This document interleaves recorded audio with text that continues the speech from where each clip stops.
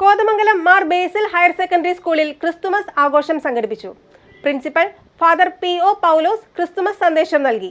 അധ്യാപകരുടെയും കുട്ടികളുടെയും നേതൃത്വത്തിൽ കരോൾ ഗാനവും വിവിധ കലാപരിപാടികളും അരങ്ങേറി.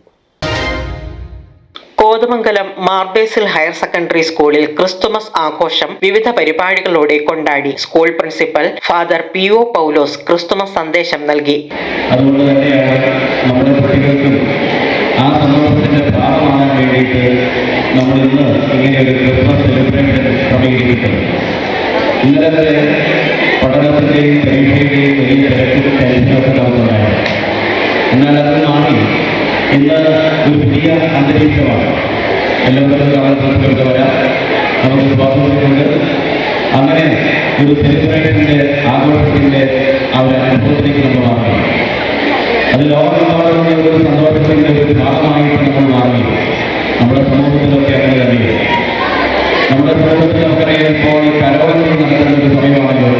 നമ്മുടെ കുട്ടികളൊക്കെ അതിൽ പങ്കെടുക്കുന്നവരൊക്കെ ഇന്നലെ മുതൽ വൈകുന്നേരം നടത്തുന്ന കരോളിന് വളരെയധികം കുട്ടികൾ പങ്കെടുത്ത് അതിന്റെ കാരണം പരീക്ഷകളൊക്കെ തീർന്നു എന്ന് തന്നെയാണ്. School headmistress Bindu Varghese തിരുപ്പിറവിയുടെ ഓർമ്മ പുതുക്കി കുട്ടികൾക്ക് സ്നേഹ സന്ദേശം പകർന്നു.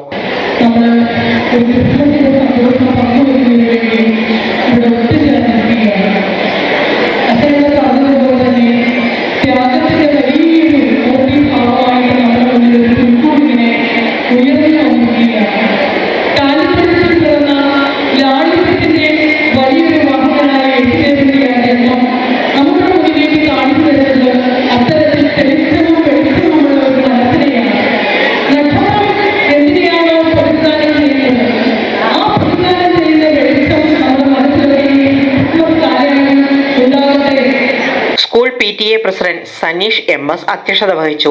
അധ്യാപകരുടെയും കുട്ടികളുടെയും നേതൃത്വത്തിൽ കരോൾ ഗാനവും വിവിധ കലാപരിപാടികളും അരങ്ങേറി.